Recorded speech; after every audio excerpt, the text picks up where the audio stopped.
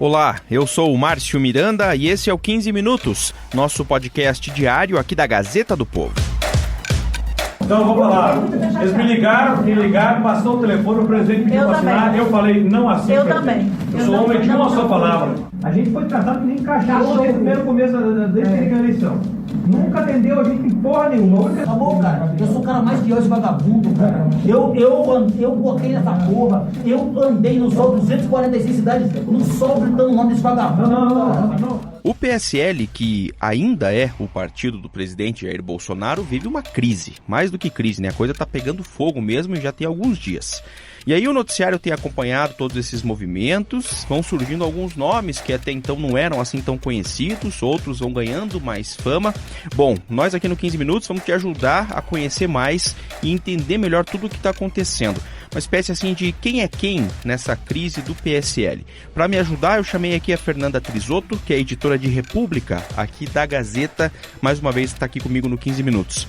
O Brasil já estava acostumado, Fer, com o termo bolsonarismo, ou seja, claro, né, os deputados, parlamentares, enfim, que seguem muito aí o presidente Jair Bolsonaro.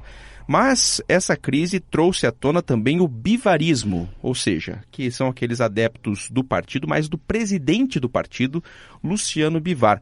Vamos relembrar rapidamente como é que começou essa briga toda e até o surgimento mais claro dessas duas alas dentro de um mesmo partido, o PSL. Fernanda.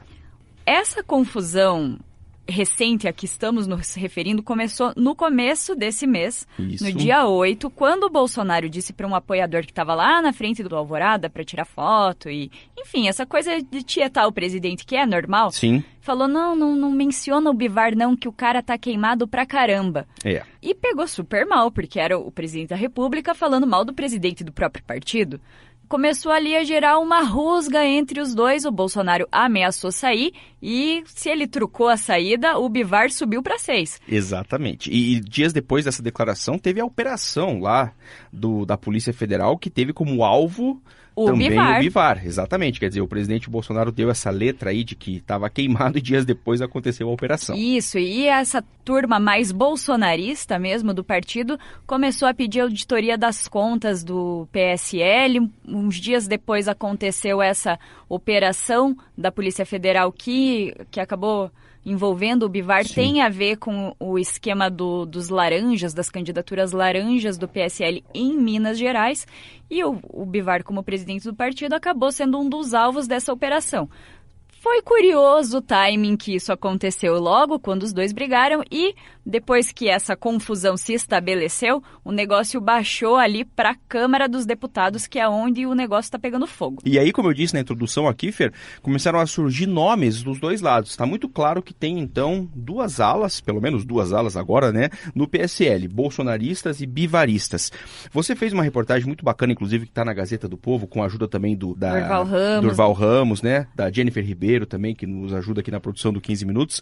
Material muito bem feito, trazendo assim esse perfil de quem é quem ali nessa briga. A gente, até pra gente que acompanha mais de perto, tá difícil entender quem é quem. Então imagine pro leitor que tem muito parlamentar novo, muita gente desconhecida, né, pessoas de primeiro mandato. Então é difícil conhecer realmente todo mundo. E essa lista dos bivaristas e dos bolsonaristas começou a ficar mais clara quando teve a confusão pela troca da liderança de quem seria o líder do PSL na Câmara dos Deputados. Opa, uma parada aqui na minha conversa com a Fernanda Trizotto, porque as coisas estão acontecendo muito rápido nessa briga envolvendo as alas dentro do PSL. Depois que nós gravamos esta conversa para o podcast 15 Minutos, uma novidade surgiu. O delegado Valdir, que era porque aí vem a notícia do momento, né? Era o líder do PSL na Câmara dos Deputados, gravou um vídeo anunciando que está mesmo deixando o cargo. E Eduardo Bolsonaro, filho do presidente da República, vai ser o novo líder do partido na Câmara Federal. O delegado Valdir, nesse mesmo vídeo que ele divulgou nas redes sociais, diz que o PSL retirou a suspensão de 5 parlamentares que haviam sido afastados pela sigla. Ou seja, o delegado Valdir reconhece a derrota. Nesse lado, pelo menos, a família Bolsonaro e o lado bolsonarista da disputa venceu. Vamos ouvir o que disse o delegado Valdir, que era o líder do PSL e agora vai deixar o cargo na Câmara dos Deputados. Já estarei à disposição do novo líder para, de forma transparente, passar para ele toda a liderança do PSL. Queria agradecer aos parlamentares que confiaram nesse nosso projeto, dizer que não sou subordinado a nenhum governador, a nenhum presidente, mas sim ao meu eleitor, tá? E vou continuar defendendo todas as prerrogativas do parlamento. Nós não rasgamos a Constituição ainda.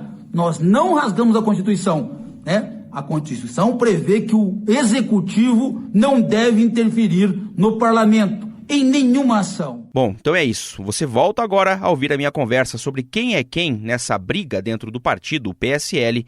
Minha conversa que eu tive com a Fernanda Trisotto, editora de República aqui da Gazeta. Bom, pra gente fechar, nosso tempo tá acabando aqui já, Fer, eu queria citar um outro caso importante aí, que é de uma figura das mais importantes, que também acabou se transformando na ala anti-bolsonarista, né, do PSL, que é a deputada federal Joyce Hasselmann, não mais líder do governo no Congresso. A Joyce perdeu o cargo, ela meio que se assumiu como uma bivarista mesmo, e foi pro Twitter, falou que ela livrou o Bolsonaro de um impeachment, que ela articulou muita coisa durante esse período de liderança no Congresso, ajudou a fazer a reforma da Previdência, no caso do impeachment é porque ela ajudou na aprovação daquele crédito suplementar para o presidente não descumprir a regra de ouro, não ser acusado de crime de responsabilidade. E ela disse que está acostumada à ingratidão, mas que ela tem o couro duro. E o engraçado é que a Joyce tem uma outra disputa com, obviamente, um super bolsonarista, que é o Eduardo Bolsonaro, que ia ser o líder, filho do presidente. E eles têm uma disputa entre eles pelo comando do diretório do PSL em São Paulo.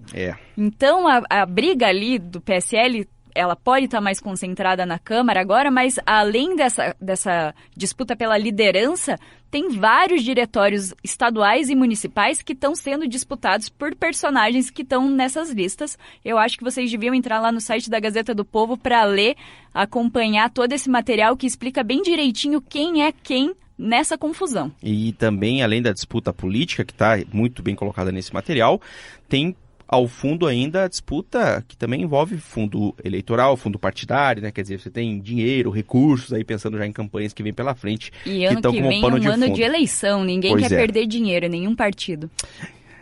Bom, muito obrigado, Fer, pelas explicações aqui no 15 Minutos e vamos lá todo mundo olhar o material na Gazeta do Povo. Até mais. Até mais, Márcio. Eu acredito mais na intervenção militar.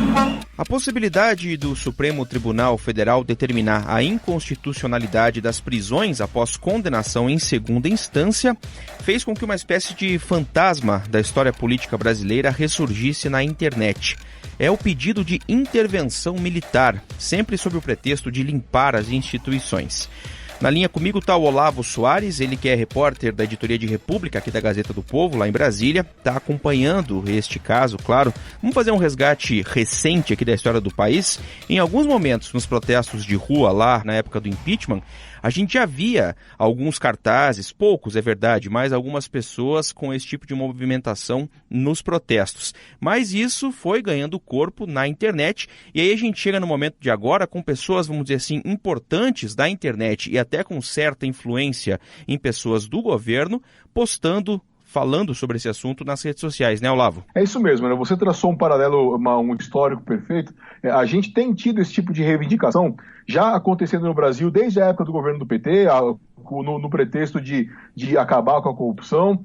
Cabe destacar que desde da época das mobilizações por impeachment, muitas lideranças de direita, como do MBL, do Democrata, do PSDB, enfim, muitas lideranças se apressavam em se distinguir das pessoas que pediam intervenção militar, né? Elas tentavam se desvincular, olha, quem está pedindo intervenção militar são aqueles lá, nós não temos nada a ver com isso, enfim. E aí o Bolsonaro, que sempre foi favorável ao regime militar, ele sempre foi isso abertamente, quando ele ganhou a eleição, a gente poderia esperar que isso fosse acabar, né? Porque, assim, de certo modo, a gente tem, por vias democráticas, um militar na presidência. Mas não acabou. E o que houve de lá para cá, desde o início do governo Bolsonaro até os dias atuais, foi uma mudança de foco. Hoje em dia não se espera mais um golpe militar no executivo, porque o presidente é um militar, um presidente não só militar, como, repetindo, simpatizante da ditadura que governou o Brasil entre 64 e 85, mas o foco passou a ficar no legislativo e no judiciário.